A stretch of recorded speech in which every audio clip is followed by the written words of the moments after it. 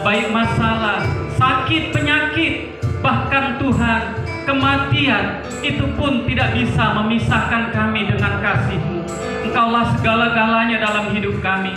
Bahkan kami tahu Tuhan, tatkala kami jauh daripadamu, kehampaan yang kami dapatkan ya Tuhan. Tatkala kami Tuhan tidak bersama dengan Engkau Tuhan, maka hidup kami terasa sial ya Tuhan. Untuk itu Bapa, mari masuklah dalam hidup kami, kuasailah kami ya Tuhan, penuhi kami dengan sukacita-Mu, karena dunia ini terus tidak akan membuat kami bahagia, tetapi tatkala kami bersama dengan Tuhan, kami merasakan damai sukacita bersama-Mu Tuhan. Terima kasih Bapa. Urapi hamba-Mu Tuhan yang akan memberitakan firman Allah. Biarlah firman-Mu ini Tuhan memiliki kuasa menjadi Tuhan rema dalam hidup kami semua. Dan kami serahkan seluruh sidang jemaat-Mu Tuhan. Urapi juga mereka Tuhan. Berikan telinga-telinga rohani yang terbaik, pinggan-pinggan rohani yang terbaik, sehingga Tuhan benih firman-Mu itu seperti benih yang ditabur di tanah yang gembur, di tanah yang subur ya Tuhan, sehingga tumbuh dan berbuah-buah ya Tuhan. Terima kasih Bapa. Berbahagialah orang yang mendengarkan firman Tuhan, terlebih-lebih yang melakukannya di dalam kehidupannya. Pujilah Engkau Bapa, dalam nama Yesus kami sudah berdoa dan mengucap syukur. Haleluya, haleluya. Sama-sama katakan amin. Silakan duduk Bapak Ibu. Shalom, shalom Bapak Ibu. Terpujilah Tuhan yang membuat kita bisa bersukacita di rumahnya yang mulia ini. Saudara yang dikasihi oleh Tuhan, kita patut berbangga karena kita bisa hadir di tengah-tengah rumah Tuhan ini. Saudara, memang yang dimaksud gereja itu adalah kumpulan orang-orang percaya. Tetapi saudara, ibarat kumpulan orang percaya itu adalah rumah tangga kita, ya, antara bapak, ibu, anak. Tetapi saudara, bangunan atau rumah itu pun tidak kalah pentingnya. Amin saudara. Kalau keluarga itu ya tidak ada tempat berteduh, maka saudaraku mungkin kita akan kedinginan atau kepanasan. Tetapi kita diberi Tuhan tempat beribadah di tempat ini, walaupun kita melihat ya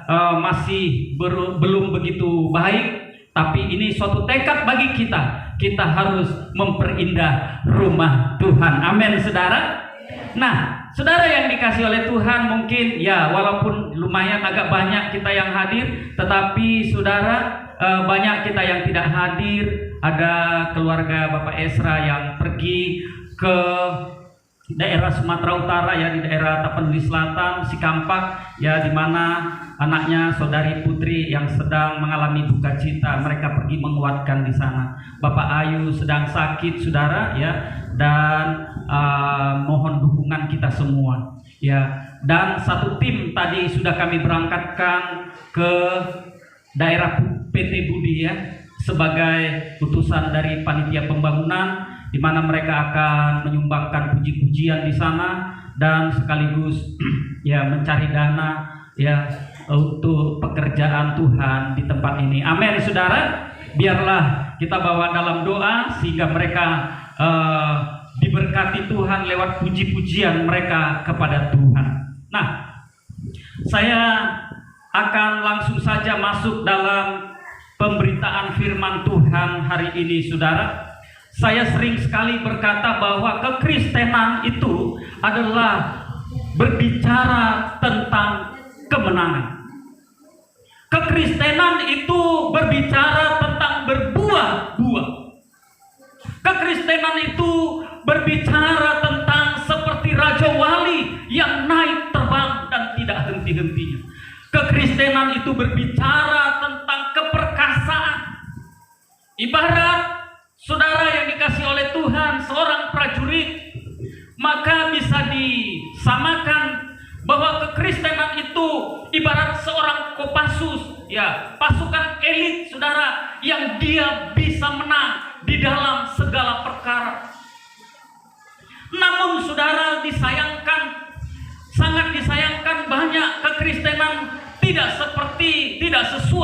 kekristenan yang diharapkan. Dan banyak juga saudara, kekristenan itu begitu loyo. Ya, kalah dan kalah. Kenapa saudara? Karena belum menyadari kuasa yang diberikan Roh Kudus, kuasa yang dibangkitkan oleh Yesus Kristus dan diserahkan untuk kita semua. Amin saudara. Nah, salah satunya saudara, mengapa kita tidak bisa membuat hati Bapa kita yaitu bahagia? Karena saudara, coba kita langsung saja membuka Injil Lukas pasal 15 ayatnya yang ke-25 sampai ayatnya yang ke-32.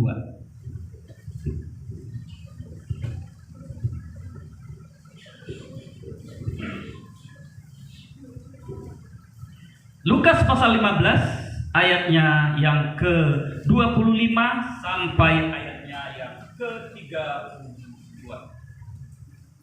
Kita akan melihat ini sebenarnya firman Tuhan ini sudah berpuluh-puluh kali, mungkin ratusan kali kita dengarkan. Tapi lihat saudara, ada isi hati Tuhan yang ingin menyadarkan kita hari ini saudara, supaya kita berubah. Ya, Lukas pasal 15 ayat 25, demikian firman Tuhan. Kita akan baca bergantian, saya ayat 25, saudara 26, sampai nanti di ayat yang terakhir kita bersama-sama. Demikian firman Tuhan. Tetapi anaknya yang sulung berada di ladang. Dan ketika ia pulang, lihat saudara, waktu itu dia tidak ada di rumah, ya. Dia di ladang, artinya jauh dari Bapa. Ingat ya. Sekali lagi. Tetapi anaknya yang sulung berada di ladang, dan ketika ia pulang dan dekat rumah, ia mendengar bunyi seruling dan nyanyian tari-tarian. 1, 2, 3. Lalu ia memanggil salah seorang hamba dan bertanya kepadanya, apa arti semuanya itu? Jawab hamba itu, adikmu telah kembali dan ayahmu telah menyembelih anak lembu tambun karena ia mendapatnya kembali dengan sehat. Maka marahlah anak sulung itu dan ia tidak mau masuk. Lalu ayahnya keluar dan berbicara dengan dia. Ingat garis bawahnya saudara, marah dan tidak mau masuk, ya, ngambek, marah besar, ya. Nah,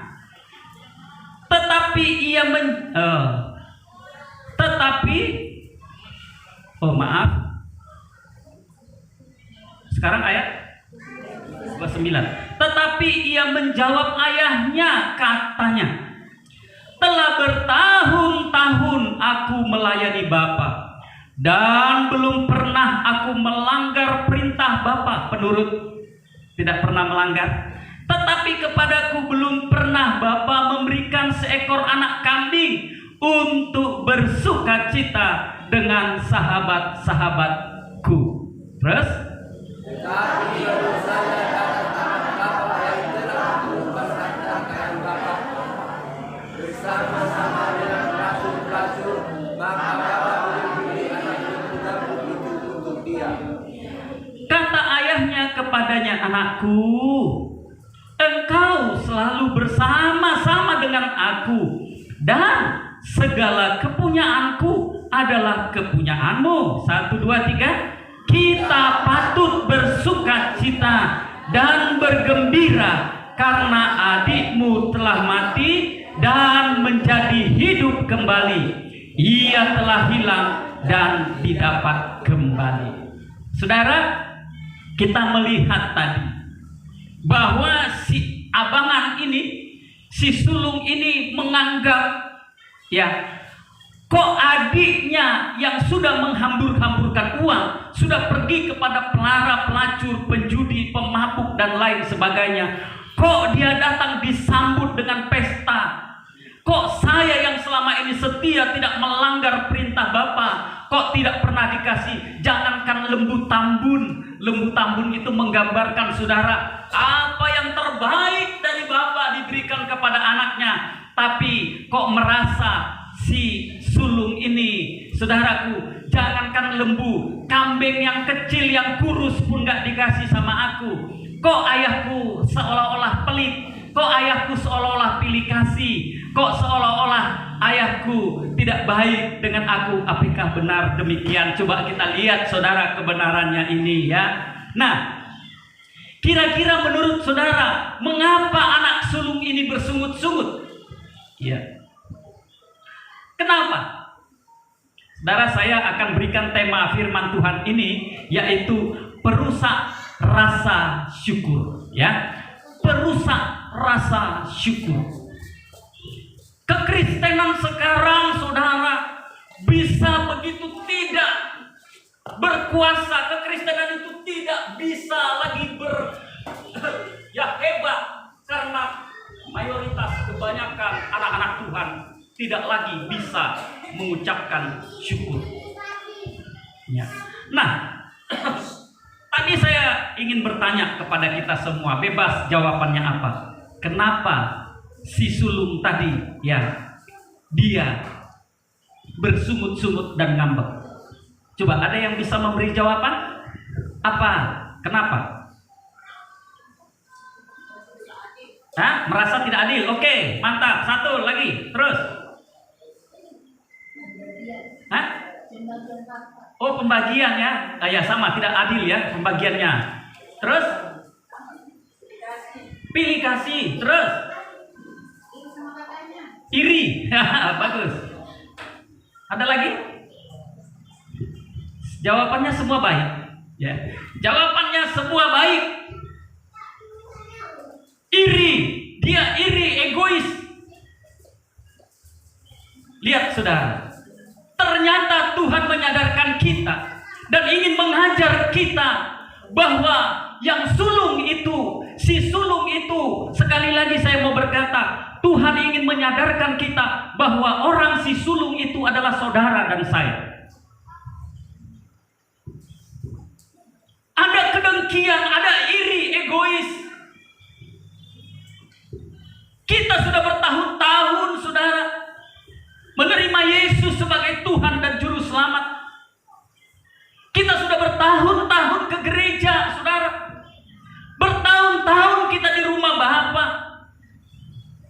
Tapi, saudara, rata-rata kelemahan orang percaya itu adalah kurangnya rasa bersyukur. Kurangnya rasa bersyukur. Si sulung ini kurang bersyukur. Itu sebabnya hari ini saya ingin menjabarkan atau mengupas ada 5 hal perusak rasa bersyukur. Ada 5 hal perusak rasa bersyukur. Nah, saudara yang dikasihi Tuhan, ternyata bukan saja si bungsu yang perlu bertobat, tapi juga si sulung itu perlu bertobat. Amin, saudara. Perlu bertobat. Yuk kita bertobat bersama-sama. Amin, saudara. Kita perlu bertobat. Nah, perusak rasa bersyukur itu ada saya buat garis besarnya, ada 5K perusak rasa bersyukur. Yang pertama, kita baca ayat 29. Coba kita baca bersama-sama. Tetapi ia menjawab ayahnya, katanya, telah bertahun-tahun aku melayani Bapa dan belum pernah aku melanggar perintah Bapa. Tetapi kepadaku belum pernah Bapa memberikan seekor anak kambing untuk bersukacita dengan sahabat-sahabatku. Nah, perusak rasa syukur yang pertama adalah keserakahan. Keserakahan. Tahukah saudara, perusak rasa bersyukur itu sebagai orang percaya adalah keserakahan. Coba, apa yang diprotes sama si sulung? Apa yang diprotes dia kepada si Bapa? Ya. Menurut kita kita, saudara, apa yang sedang dipikirkan si sulung? Apa yang dipikirkan dia? Kok dia marah, kok dia ngambek, itu apa yang dipikirkan dia? Ya. Ayat 29 ini, saudara, menggambarkan apa yang dipikirkan anak sulung itu. Ya. Kok anak kambing, dia pingin anak kambing? Apakah dia benar pingin anak kambing? Kira-kira menurut saudara, apakah benar dia pingin anak kambing? Apakah benar menurut saudara bapaknya pelit? Coba kita buka dulu, ya, biar kita ngerti, biar kita terbuka wawasan kita. Coba buka Lukas 15 ayat 12. Coba lihat. Lukas 15 ayat 12. Yuk kita baca sama-sama. 1, 2, 3. Kata yang bungsu kepada ayahnya, "Bapa, berikanlah kepadaku bagian harta milik kita yang menjadi hakku." Lalu ayahnya membagi-bagikan harta kekayaan itu kepada si bungsu. Benar? Benar? Lalu ayahnya membagi-bagikan harta itu kepada si bungsu. Benar? Kepada semua. Kepada si sulung dan si bungsu. Bahkan saudara, di Israel sana, peraturan di Israel itu bagian si sulung dan si bungsu itu beda. Adat istiadat Israel, kalau si sulung itu mendapat jatah 2/3 dan si bungsu itu 1/3. Beda. Jadi ibarat rumahnya 10, maka si sulung itu minimal dia mendapat 6 atau 7. Ya. Sedangkan si bungsu kalau tidak 3, 4.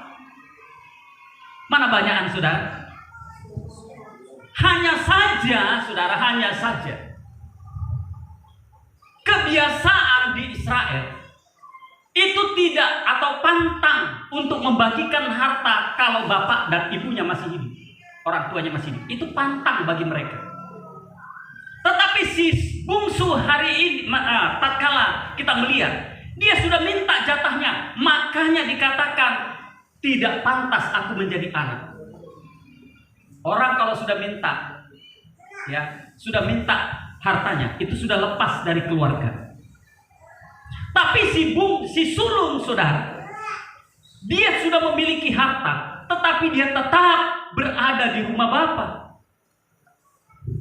Nah, untuk itu, saudara yang dikasihi Tuhan Yesus Kristus, lalu ayahnya membagi-baginya, berarti semua harta itu, saudaraku, sudah dapat. Ya. Termasuk si sulung, bukan cuma si bungsu. Nah, saudara yang dikasihi oleh Tuhan, apakah di sini artinya si ayah itu pelit? Apakah artinya, saudaraku, bapaknya ini pilih kasih? Tidak, saudara. Tidak. Ayah itu sudah membagi-bagi sesuai porsi masing-masing. Nah, serakah. Coba kita lihat, saudara, apa arti kata serakah. Serakah itu artinya merasa selalu kurang. Orang, saudaraku, serakah selalu merasa hidupnya tidak cukup. Orang yang serakah adalah orang yang tidak pernah merasa puas. Hati-hati loh, saudara, ya. Hati-hati. Orang serakah itu, saudara, ngeri, bukan main, saudara. Ngeri.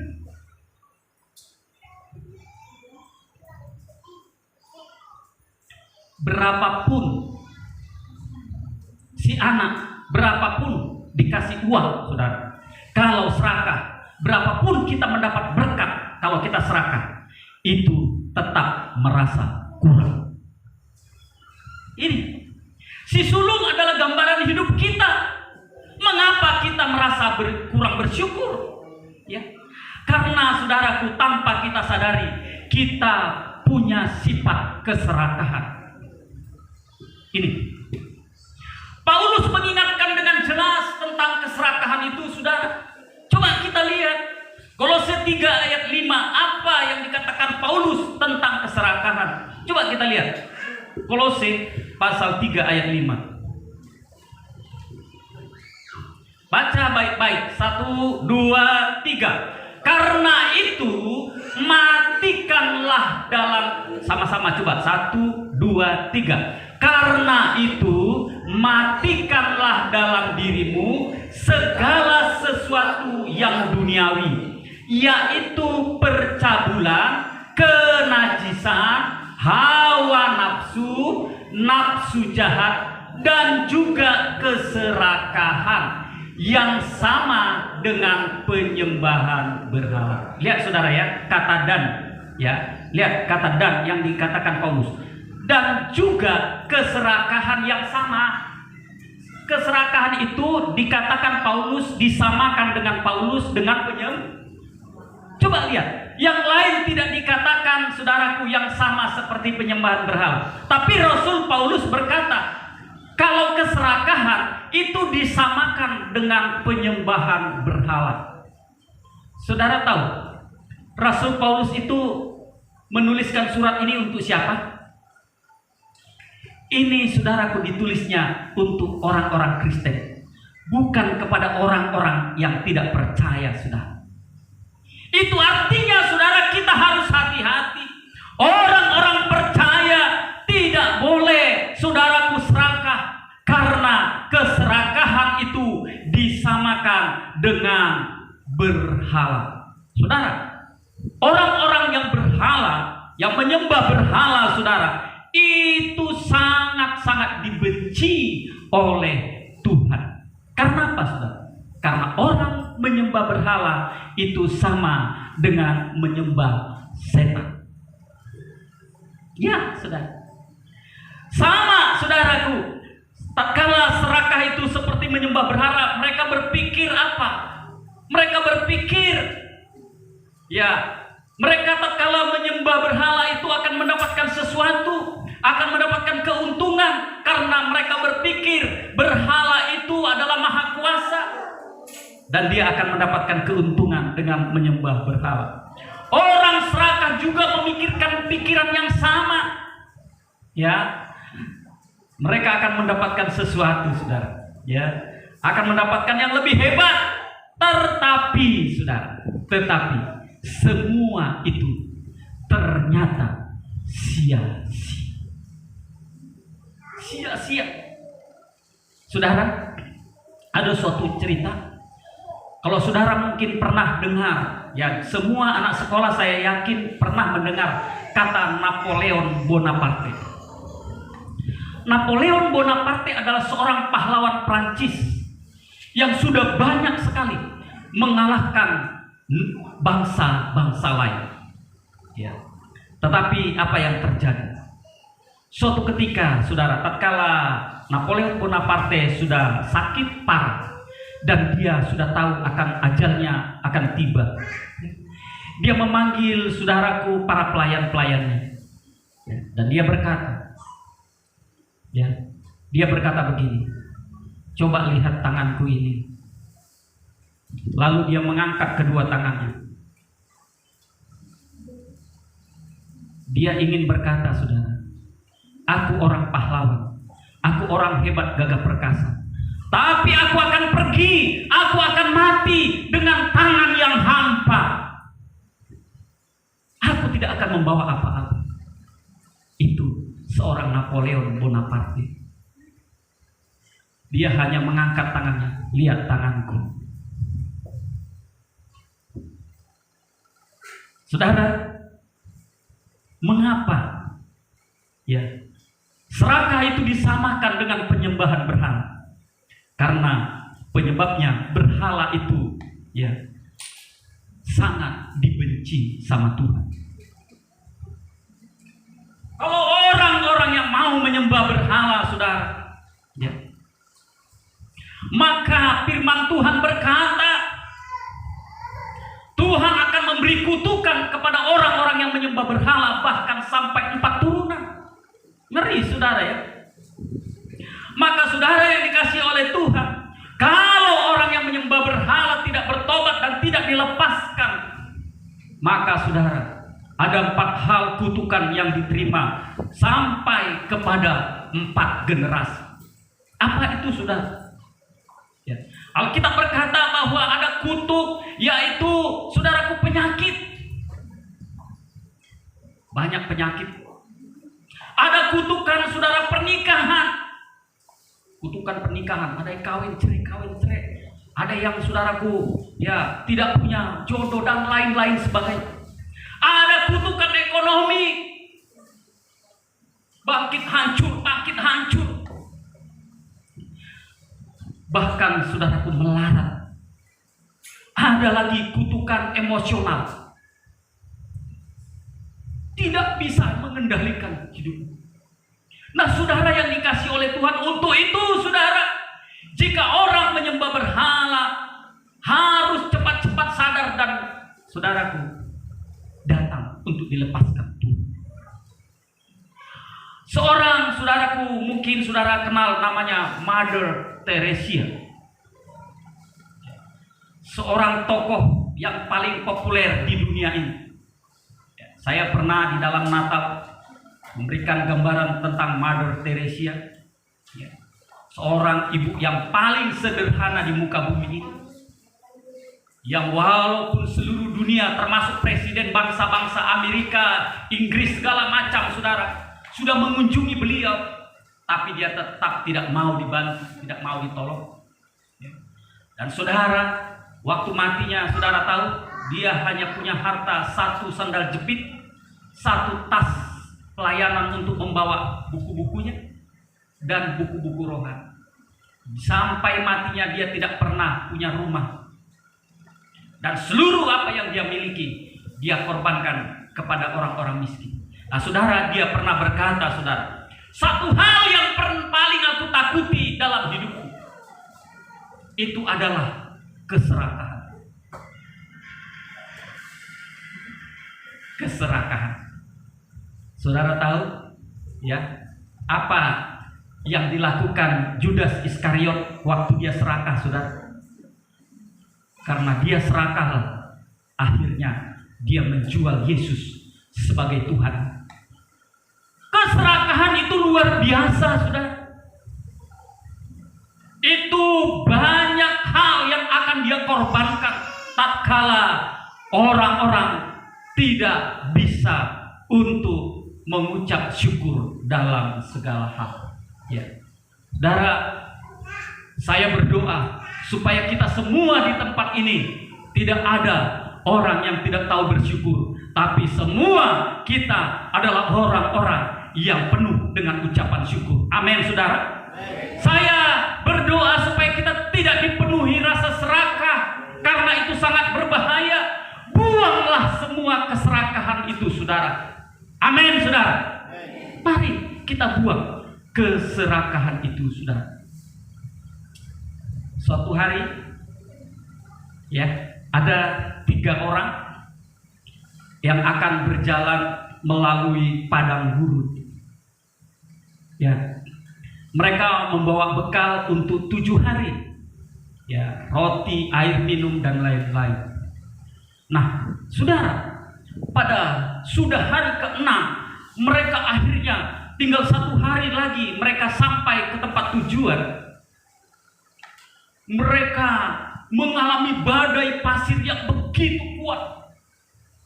Akhirnya mereka mencari tempat berteduh, saudara, dengan badai pasir yang begitu kuat. Dan akhirnya mereka mendapatkan, saudaraku, gua di bawah, saudara. Dan mereka akhirnya bisa berteduh di bawah gua itu. Ini masih gambaran orang serakah. Nah, lalu saudara, tatkala mereka sudah pagi-pagi, mereka semalaman menginap di gua itu. Pagi-pagi waktu mereka mau melanjutkan perjalanan, ada seorang yang berteriak, ada apa ini? Mereka melihat, saudara, ada 2 kerangka manusia yang saling memegang peti, saudara. Ya, mereka saling memegang peti dan akhirnya mereka kaget, saudara. Dan kemudian mereka mengambil peti itu dan membuka peti itu penuh dengan emas. Lalu mereka bertukar pikiran. Ini berarti mereka bertarung sampai mati untuk memperebutkan emas ini. Nah, lalu saudara, mereka berunding supaya mereka membagi emas ini dengan rata, supaya kita tidak mengulangi lagi perbuatan yang sama seperti mereka lakukan. Oke, yes, mereka setuju, saudara. Dan akhirnya, saudara, mereka berkata, ya kita bagi 3 sama rata. Oke, kita bagi aja di sini. Oh, kata orang, gak usah. Nanti aja, tatkala kita hampir dekat kota, baru kita bagi. Oke, baik. Mereka pergi menjalani, saudaraku, jalan ini. Dan setelah hampir, saudaraku, sampai ke kota yang mereka tuju, mereka stop dan berkata, mari kita bagi. Lalu saudaraku, salah satu orang berkata begini, saudara, jangan di sini, jangan di sini kita bagi. Nanti waktu kita bagi, ya, kalau sampai di kota kita berbahaya. Ya. Lalu bagaimana? Ada yang mengusulkan begini, gini saja deh. Nah, kita salah satu orang pergi ke kota dulu, membeli makanan yang banyak, kita makan minum yang kenyang, barulah nanti kita bagi, lalu nanti kita mencari. Bagus, tapi siapa yang mau? Nanti bagaimana emas ini? Oh, tenang, ya, ayo kita undi, kita harus setia seperti perjanjian kita semula. Oke, mereka akhirnya, ya, apa namanya ini? Siapa namanya nih? Kalau di kampung kami namanya uang ya. Ini gambre begitu, saudara. Akhirnya terpilih satu saudara yang pergi ke kota. Ya, mereka pergi ke kota, bawa beli makanan segala macam, saudaraku, yang enak-enak. Nah, waktu dia teman yang satu pergi ke kota, yang 2 ini berkata begini, kalau ini kita bagi 3, sayang dong. Jadi bagaimana? Kita bunuh saja. Waktu dia bawa makanan sini, kita makan, kita bunuh dia. Emasnya kita bagi cuma 2. Oh iya. Datanglah yang satu setelah bawa makanan. Lalu mereka bunuh, saudara. Ya, setelah itu apa yang terjadi? Mereka makan, saudara. Mereka makan sepuas-puasnya. Dengan itu, waktu itu baru rencana mereka mau bagi. Tapi apa yang terjadi, saudara? 15 menit kemudian, yang 2 orang ini mual, muntah. Kemudian dua-duanya mati, saudara.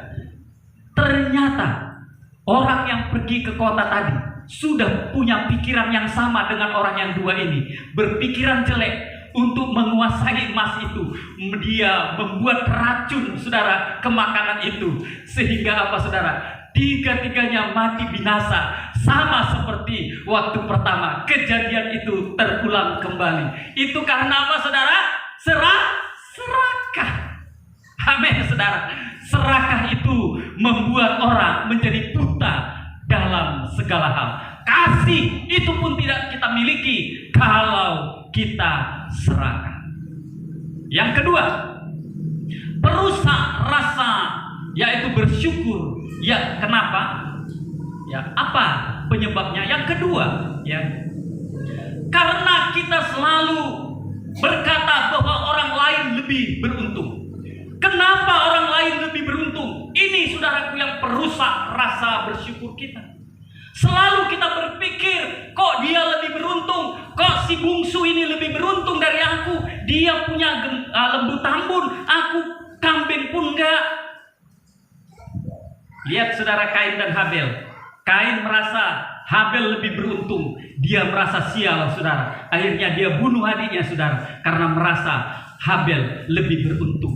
Nah, saudara yang dikasihi oleh Tuhan, banyak kita juga mengalami hal yang sama. Coba kita buka dulu Lukas 15:31. Lukas 15:31. Yuk sama-sama, 1, 2, 3. Kata ayahnya kepadanya, anakku, engkau selalu bersama-sama dengan aku dan segala kepunyaanku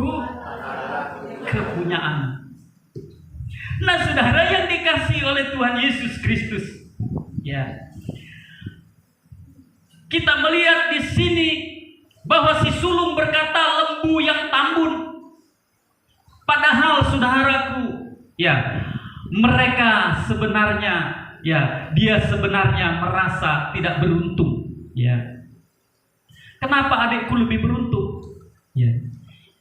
Kita juga seperti itu. Kenapa ya si A itu lebih kaya? Padahal toh dulu, jujur saudara ya, jujur ini. Ini saya juga pernah mengalami hal yang sama. Saya itu waktu kuliah itu, ya maaf ya, bukan saya apa, saya termasuk ya pintar, ya. Begini, kalau nggak percaya saudara, di sekolah saya pernah dapat juara utama, juara umum ya, baik di SMP maupun di SMA.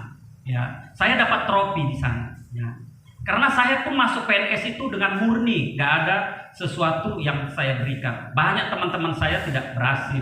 Nah, saudara, di kuliah saya ketua senat. Ya, tapi saudara yang dikasih oleh Tuhan, waktu saya melayani di Jakarta, ya, saya tidak memiliki kemajuan. Karena apa, saudara?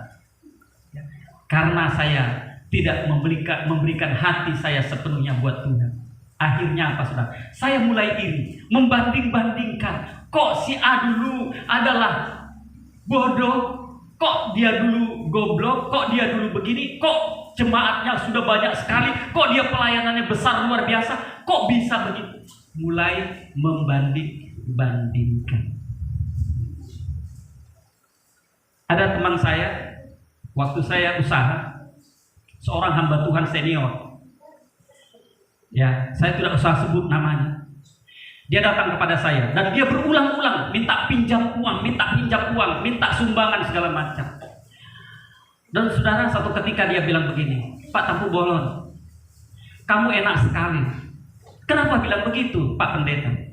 Kamu itu bisa saling sambil pengusaha seorang pendeta.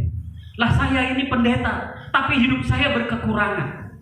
Loh, kok kamu bilang begitu? Saya bilang, seharusnya kamulah yang patut bersyukur. Karena kamu termasuk dalam pasukan elit Tuhan yang tidak pernah murtad, yang tidak pernah lari dari tanggung jawab. Tidak Bapak yang lebih bahagia. Kalau gitu tukaranlah kita, saya bilang. Iya, oke, silakan. Nah, saudara tahu apa yang terjadi akhirnya? Benar, saudara. Karena di pikirannya hanya uang, akhirnya benar-benar dia murtad, saudara. Dan dia akhirnya masuk ke sana. Membanding-bandingkan dengan orang lain. Kok dia lebih hebat, kok saya tidak beruntung. Nah, untuk itu saudara yang dikasih oleh Tuhan, ya, coba buka Keluaran 20 ayat 17. Apa yang dikatakan Tuhan, supaya kita tidak mau ya membanding-bandingkan antara kita dengan orang lain. Yuk sama-sama, 1, 2, 3. Jangan mengingini rumah sesamamu. Jangan mengingini istrinya atau hambanya laki-laki, atau hambanya perempuan, atau lembunya, atau keledainya, atau apapun yang dipunyai sesamamu. Jangan kau inginkan itu. Rumput tetangga lebih hijau, kok rumputku lebih jelek, saudara. Merasa dirinya lebih tidak beruntung, merasa orang lain lebih beruntung, saudara. Ya, untuk itu saudara, mari ya, kebahagiaan itu akan kita miliki sejak kita berhenti membanding-bandingkan dan tetap bersyukur. Amin, saudara. Tuhan pun akan bahagia kalau kita selalu mengucap syukur. Nah, yang kedua itu tadi ya. Yang pertama tadi adalah serahkan, yang kedua ya kenapa orang lain lebih beruntung. Yang ketiga, kurang menghargai apa yang ada. Ya. Coba kita buka Lukas 15 ayat 31.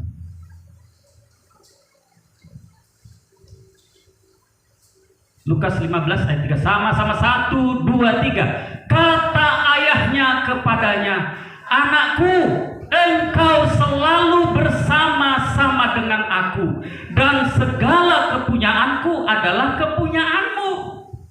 Nah, saudara yang dikasih oleh Tuhan, semua harta bapaknya itu hartanya. Luar biasa, saudara. Aku, ya anakku, aku selalu bersama-sama dengan kamu. Kamu yang selalu bersama-sama dengan aku, punya segala-galanya. Masakan kamu gak menghargai aku sebagai bapakmu yang kaya raya ini? Oh, saudara, ternyata ya anaknya ini merasa gak cukup, saudara. Tidak menghargai apa yang sudah diberikan bapaknya kepadanya. Lihat, saudara, betapa banyak kita juga seperti itu. Tidak menghargai apa yang ada pada kita. Apakah itu harta kita, apakah itu anak kita, apakah itu istri, suami, apakah itu saudaraku, apa yang tugas-tugas yang kita, saudara, sekarang sedang lakukan. Ya, ini. Dan saudara, tapi tatkala kita sudah kehilangan apa yang kita miliki, barulah kita menyesal seumur hidup. Ya. Menyesallah kita seumur hidup. Lihat, saudara, Paulus, ya, 1 Tesalonika 5 ayat 18, apa yang dikatakan dia?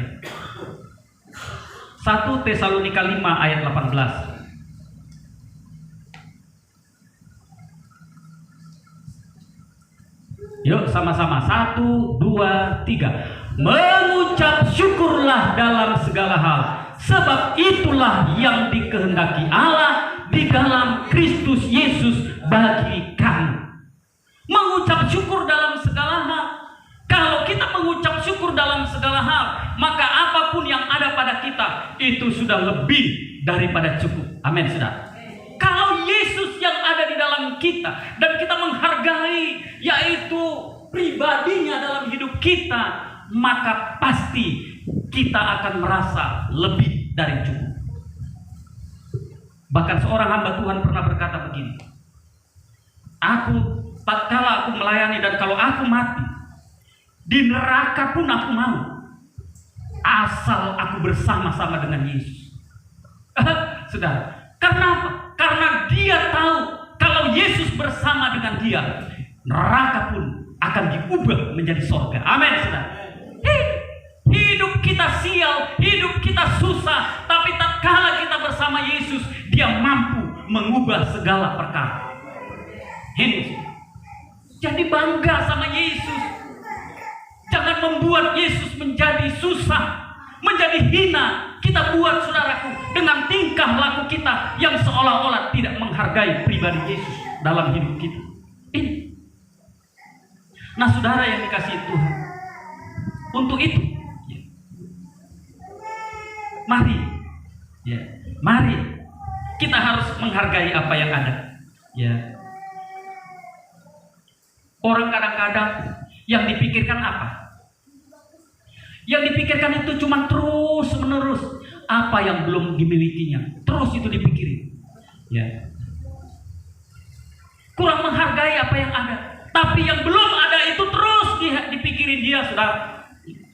Dipikirin terus, ya pingin terus, sampai akhirnya semua dia tanyain, kok kamu bisa begini ya, kok kamu begini ya, kok kamu lebih beruntung ya, kok kamu begini. Semua ditanya sana sini, saudara.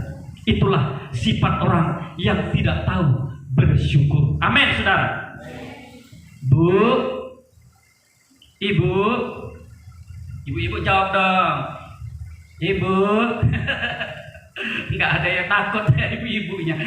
Saya nggak marah loh ibu-ibu. Ibu-ibu itu harus bersyukur punya suami loh ibu-ibu ya. Amin. Cobalah, saudara ya. Kita cobalah ibu-ibu berpikir dulu ya. Banyak loh orang pingin punya suami. Banyak. Saya ada dulu, dia pernah berkunjung beberapa kali di jemaat yang kami pimpin di Jakarta. Waktu dia masih SMP kelas 3, dia sering, saudara, datang beribadah ke tempat kami. Ya walaupun nggak begitu sering. Tapi akhirnya kami dipertemukan oleh teman kami.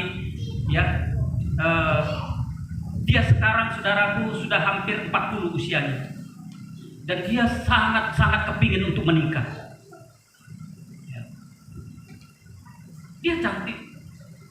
Ya. Di awal-awal itu dia waktu masih muda dia sangat cantik dan dia kaya. Dia waktu itu sudah punya mobil, saudara, keluarganya, orang tuanya. Dia sudah punya beberapa kontrakan. Tapi dia sangat kepingin punya suami. Tapi dia tidak pernah mendapatkannya sampai sekarang. Ibu-ibu, hargailah suamimu, amin. Walaupun saudara bagaimanapun ya keadaan dan kondisinya, saudara.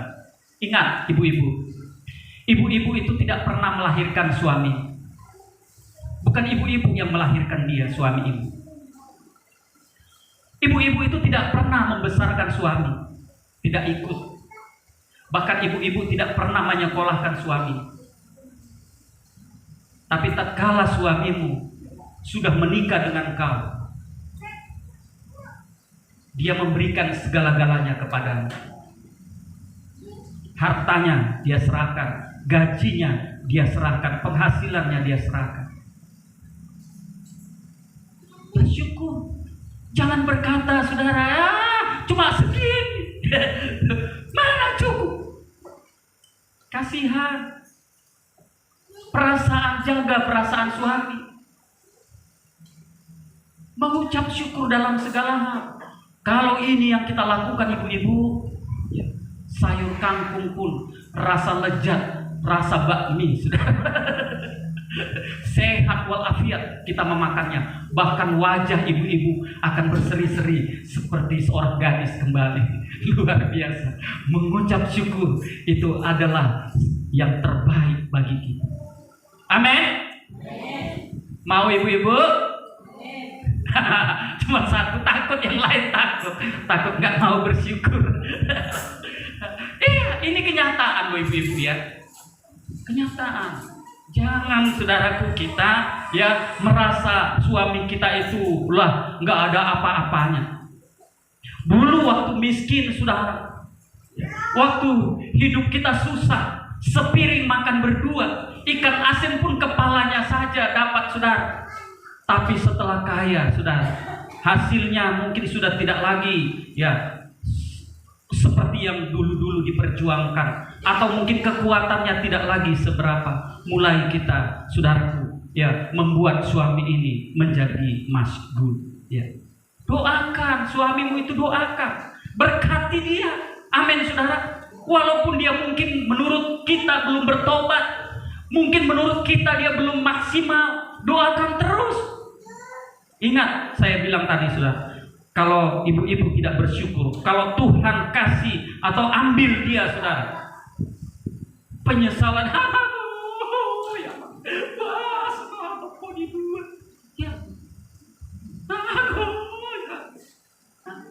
sudah mati, ditangisin lagi begini siang malam 34 jam, nggak ada gunanya.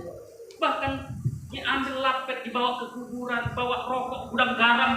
Gak ada di Samsung, gak ada gunanya. Tapi berkatilah dia semasa hidupmu, saudara. Amin. Bapak-bapak, halo bapak-bapak, shalom. Lebih cas kayaknya bapak-bapak ini, lebih cas loh ibu-ibu, kayaknya lebih jernih nih pikirannya. Shalom bapak-bapak. Apakah bapak-bapak juga mengasihi istri? Apakah bapak-bapak juga walaupun melihat istrinya sudah gendut masih tetap mengasihi? Jangan bilang, dulu cantik, dulu ramping, kok sekarang sudah langsung. Jangan gitu, saudara ya. Kasihilah istrimu ya, karena dialah yang melahirkan anak-anakmu, dan dialah yang membuat anak-anakmu menjadi dewasa dan yang merawat juga suami. Kasihi. Teman seman pewaris. Ya, harus begini, saudara. Jangan merasa ya, jangan merasa kita ya tidak menghargai apa yang ada. Ya, harus mengucap syukur dalam segala perkara. Amin, saudara. Nah, saya juga bersyukur loh, saudara ya. Di gereja ini, di GPDI Simpang ABC ini, ya, saya bersyukur atas kehadiran Bapak Ibu bersyukur memiliki jemaat Tuhan yang dititipkan dengan saya. Itu orang yang lucu-lucu, cantik-cantik, ganteng-ganteng. Amin, saudara. Orang-orang hebat, orang-orang setia. Ya, kalau enggak, ya bertobat. Haleluya, amin, saudara. Bercanda ya, saudara ya, bercanda. Ya, tapi saya bersyukur loh, saudara ya. Bersyukur. Kalau saya ingat-ingat dulu, saudara. Kalau saya ingat-ingat dulu, saya sepertinya ya ingin menggembalakan itu, saudara, dan rela melepas apa yang ada. Ini yang terakhir 8 tahun, saudara, saya pergumulkan. Tetapi kalau saya ingat-ingat dulu, saudara, ya, rasanya ya orang lain bilang bodoh, tapi saya merasa bersyukur kali saya dipertemukan dengan Bapak Ibu, saudara. Rencana Tuhan itu tidak pernah gagal. Amin, saudara. Kalau saya ingat-ingat, saudara, kami punya kontrakan di Jakarta 4, punya rumah di Bekasi. Ekonomi sudah mulai, tapi Tuhan izinkan hancurkan itu semua supaya hatiku tertuju kepada Dia. Dan akhirnya benar, saudara, saya melayani di rumah Tuhan di tempat ini. Ini permintaan saya bertahun-tahun lama, supaya aku, Tuhan, panggil aku di rumah-Mu. Engkaulah memanggil aku di rumah-Mu. Jangan biarkan aku mati di luar sana. Ini, jadi saya sangat bersyukur. Ya. Nah, yang keempat, saudara. Yang keempat, perusak rasa bersyukur itu kurang sabar. Apa, saudara? Kurang? Coba ucapkan dulu sama-sama. Kurang sabar. Sekali lagi. Lukas 15 ayat 28. Kita lihat. Lukas 15 ayat 28. 1, 2, 3. Maka marahlah anak sulung itu, dan ia tidak mau masuk. Lalu ayahnya keluar dan berbicara dengan dia. Ayahnya datang menjumpai untuk membujuk anaknya yang sulung supaya tidak ngambek, memberikan pengertian yang sebenarnya apa yang sedang terjadi dan apa yang akan dia lakukan, saudara. Dan lihat, saudara, ya, kurang apa, saudara? Kurang sabar, ya, kurang sabar. Jadi, saudara, marah, ngambek itu karena dia kurang sabar. Kalau seandainya dia sabar, dia akan bisa mengetahui apa yang sedang dipikirkan ayahnya kepada mereka semua. Ya, banyak orang seperti ini, saudara. Ya, banyak orang tua tidak sabar, bahkan karena ketidaksabarannya membuang bayi. Di Jakarta hampir tiap hari berita-berita itu orang tua membuang bayi. Ada yang dititipkan waktu jam 4 pagi, belum keluar orang, dititipkan di rumah orang kaya supaya merasa nanti dia akan dijaga, dirawat dengan baik. Banyak ada yang dibuang di tong sampah dalam keadaan hidup dan digigitin nyamuk dan semut. Ya, banyak seperti itu. Karena apa, saudara? Karena dia tahu bahwa dia hidupnya lagi susah dan dia tidak sabar atas kesusahan, saudara. Ya, ini ya, tidak sabar. Ya, banyak seperti ini, saudara. Ibu, takut lagi dibilang ceramah. Harus sabar ya, ibu-ibu, ya. Banyak suami-suami memang sekarang sudah sedang main game aja terus-terus. Sabar ya, Bu. Sabar. Suatu saat nanti akan indah pada waktunya. Amin. Iya. Ya. Sabarlah kekurangan suamimu. Ya. Tadi kalau kita lihat orang tua yang kurang sabar itu dibuang anak. Kurang sabar mendidik, membiayai anak. Lalu kalau ibu-ibu kurang sabar dengan suami, yang dibuang apanya, Bu? Suaminya dibuang. Enggak ya, Bu, ya. Yang dibuang itu adalah ketidaksabarannya. Amin. Ketidaksabaran kita harus dibuang. Bapak-bapak juga begitu, ya. Bapak-bapak kalau tahu istri-istri ya kurang ya dalam melakukan hal-hal yang mungkin kita inginkan, ya harus ibu, bapak-bapak harus sabar, ya sabar, ya doakan, ya. Si sulung ini tidak sabar, akhirnya marah. Nah, kemarahan saudara tidak menyelesaikan masalah, tidak pernah, belum pernah kemarahan itu menyelesaikan masalah, saudara, ya. Tapi justru kemarahan itu menghancurkan banyak hal. Berbicaralah saat Anda tidak marah, ya.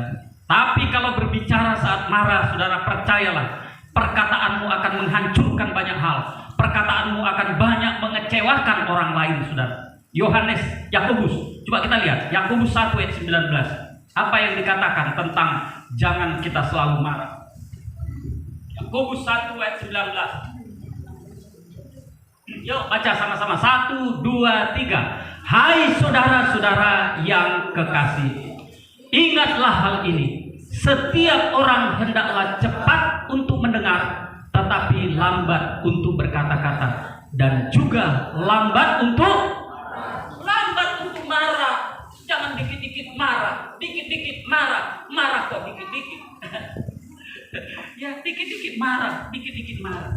Lambat untuk marah. Orang cepat marah kalau sekarang di sosmed itu disebut apa? Sumbu pendek. Dikit-dikit meledak, dikit-dikit meledak.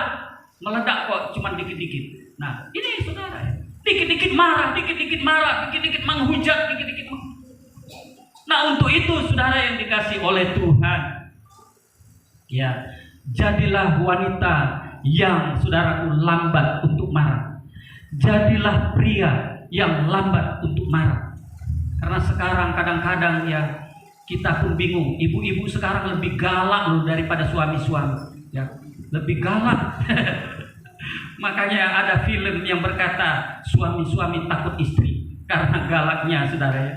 Untuk itu saudara yang dikasih oleh Tuhan, ya, mari kita harus menjaga diri kita masing-masing agar saudaraku kita panjang sabar. Amin, saudara.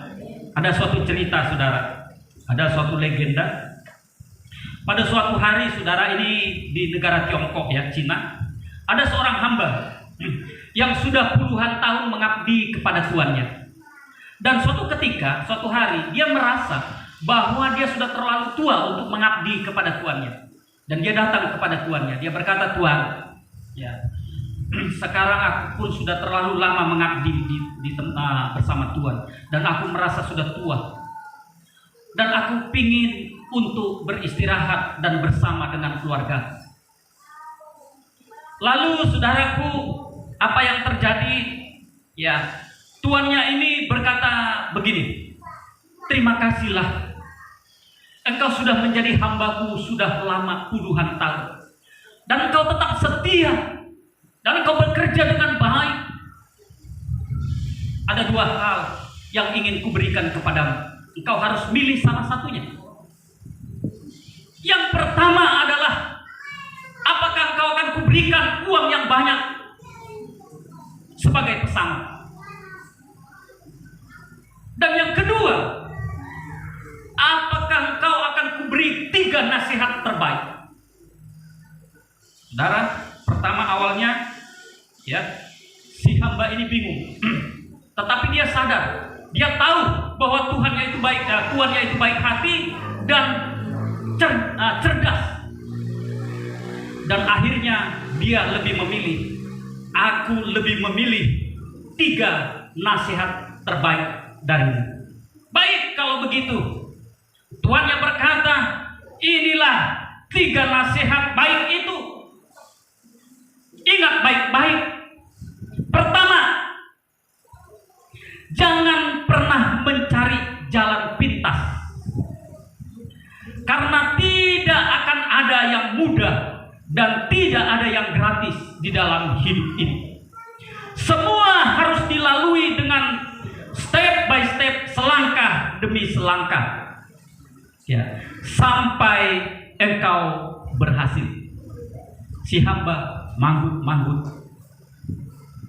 Yang kedua, kata si tuan, Jika tahu ada yang tidak baik, ingat saudara, ini berlaku bagi kita. Jika tahu ada yang tidak baik, jangan pingin tahu lebih dalam. Kepo amat, ya. Jangan kepo amat itu kira-kira, karena itu bisa merenggut nyawa. Ya, manggut sudah. Dan yang terakhir, ya, ingat saudara pesan yang ketiga ini. Jangan pernah mengambil keputusan atau tindakan apapun saat engkau sedang emosi atau marah. Karena hal itu akan membuatmu menyesal seumur hidup. Lalu saudara, hamba ini memegang 3 nasihat orang bijak ini. Didengarnya baik-baik dan dia juga bersyukur untuk nasihatnya itu. Akhirnya saudaraku, ya, kemudian si bos, ya, berkata, oke, sebelum engkau pulang, ini ada uang sedikit. Jadi gak jadi banyak dikasih kan, karena sudah pilih tadi apa? Nasihat, 3 nasihat bijak. Ya, kasih uang sedikit dan beberapa banyak roti dan air. Lalu ada nasihat terakhir dengan dia. Waktu kau pulang, jangan kau makan roti yang paling besar ini. Roti yang paling besar ini harus kau makan bersama keluargamu. Hanya roti-roti kecil yang kau makan di jalan. Ya, oke. Jadi singkat cerita saudara, ya, si hamba ini pulang dengan mengingat semua apa yang dia dengar. Nah, saudara, waktu dia, saudaraku, pulang, karena dia kelamaan, saudaraku, merantau, dia lupa jalan yang harus dia tempuh, saudara. Ya. Nah, lalu dia pergi ke suatu desa, saudara. Waktu dia sudah berjalan beberapa lama, dia bertemu dengan suatu desa. Ya, dia bertemu dan bingung. Akhirnya dia bertanya, kemana jalan mau ke kampung saya? Ya. Lalu penduduk itu, saudaraku, memberikan jalan. Salah satu orang berkata, jalan dari sini sempit, tapi ini lebih cepat ke rumahmu. Orang lain berkata, lebih baik jalan yang besar ini, memang jauh tapi aman. Lalu karena dia sudah rindu pulang ke rumahnya, dia pilih jalan sempit, saudara. Ya, jalan pintas. Waktu dia berjalan beberapa jauh, saudara, dia kaget karena ada orang berteriak-teriak, saudara, berlari menuju dia, saudara. Lalu dia kaget dan berkata, ada apa?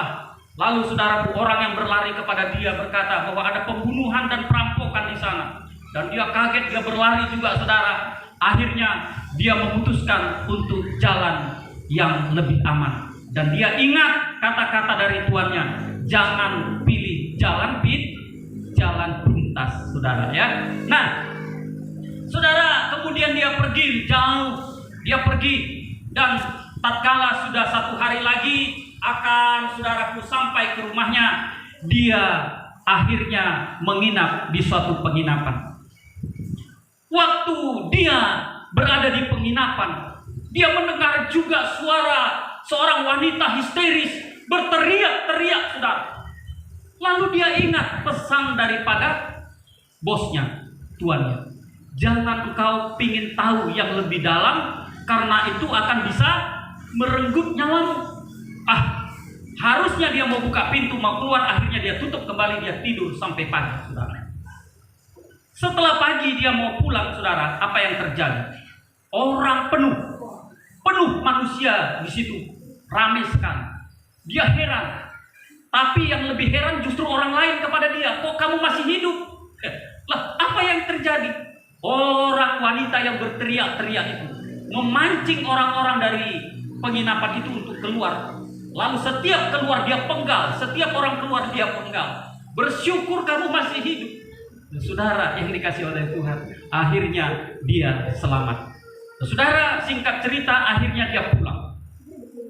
Nah, tatkala dia sudah sampai di kampungnya dan dia datang, saudara, ke rumahnya, dia waktu itu sudah malam. Dia begitu kaget, saudara, melihat istrinya tidur dengan pria lain, saudara. Lalu dia emosi yang meledak-ledak, saudara. Dia pergi ke dapur, dia ambil parang, saudara. Waktu dia mau membunuh orang ini berdua, dia teringat, saudara, kepada apa yang dikatakan tuannya. Jika engkau sedang emosi, jika engkau sedang marah, jangan lakukan apapun itu, ya, karena itu akan membuat penyesalanmu seumur hidup. Lalu dia letakkan parang ini, saudara, dan dia keluar rumah, dia tidur di bawah, di luar, saudara. Pagi-pagi, saudara, istrinya keluar dan melihat, saudara, ternyata ada suaminya, saudara. Ya. Suaminya pulang, dia kaget, saudara. Ya. Dan apa yang terjadi, saudara? Istrinya kemudian, yaitu berteriak-teriak. Ya. Dia berkata, "Siang, katanya. Bapakmu pulang. Siang, bapakmu pulang." Lalu datanglah orang yang namanya siang ini, saudara. Siapa pria itu? Kata si suami ini. Dia anak kandungmu. Waktu engkau pergi meninggalkan aku sedang berbadan dua.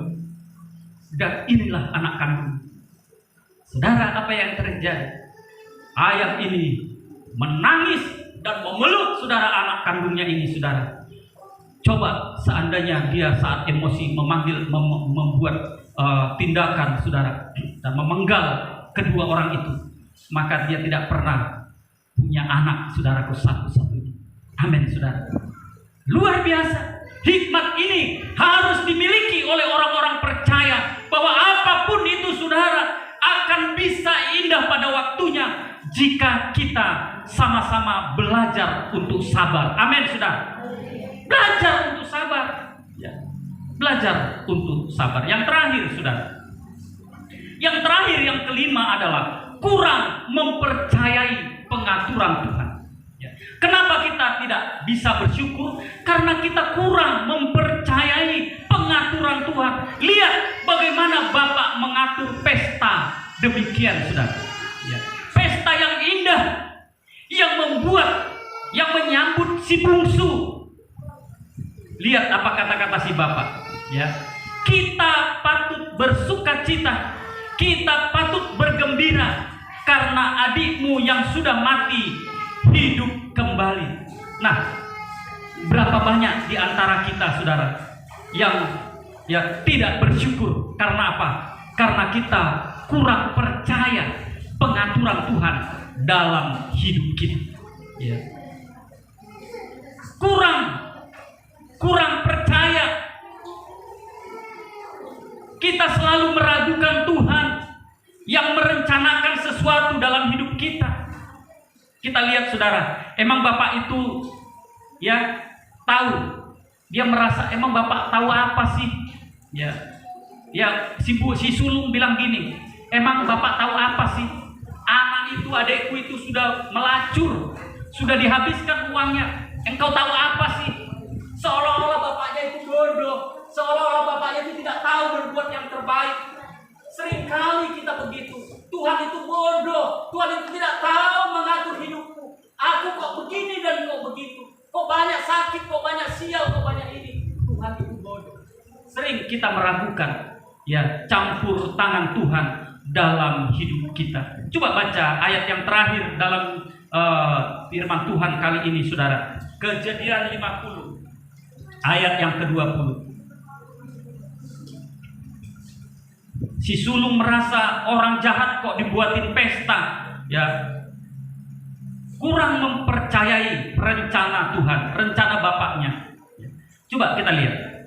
Yuk kita baca sama-sama. 1, 2, 3. Memang kamu telah mereka-rekakan yang jahat terhadap aku, tetapi Allah telah mereka-rekakannya untuk kebaikan dengan maksud melakukan seperti yang terjadi sekarang ini, yakni memelihara hidup suatu bangsa.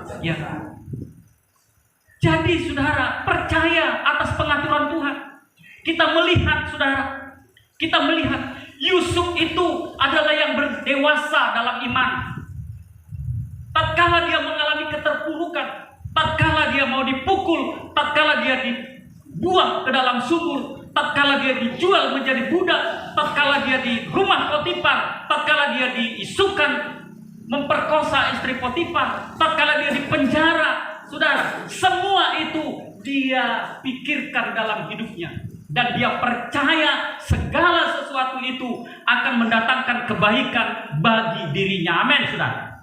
Kalau kita percaya kepada pengaturan Tuhan, ingat saudara, saya boleh berhenti berkhotbah hari ini, saudara. Tapi ingat, suatu saat saudara, bahwa rencana Tuhan kepadamu tidak akan pernah berhenti. Amin, saudara. Ini ingat itu, saudara. Jangan kau berkata, jangan kau meragukan rencana Tuhan dalam hidupmu. Ya, jangan.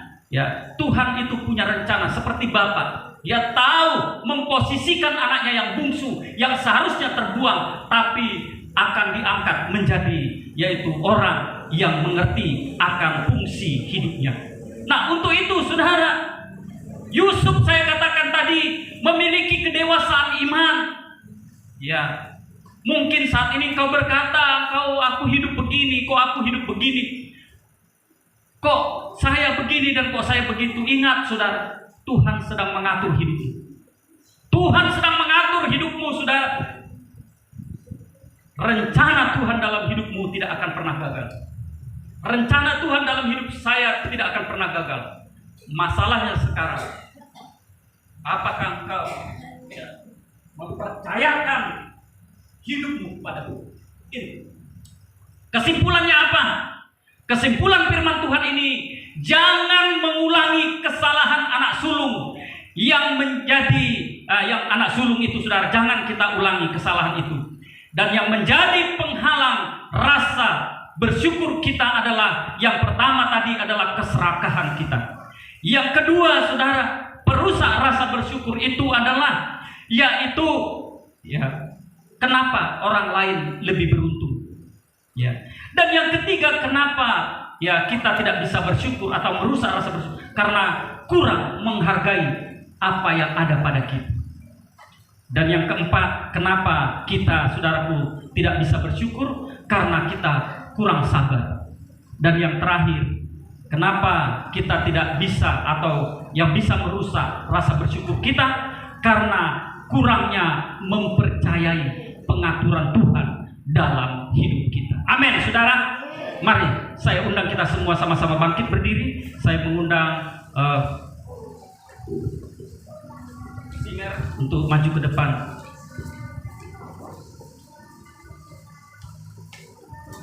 Ku yakin saat kau berpindah, ku yakin saat kau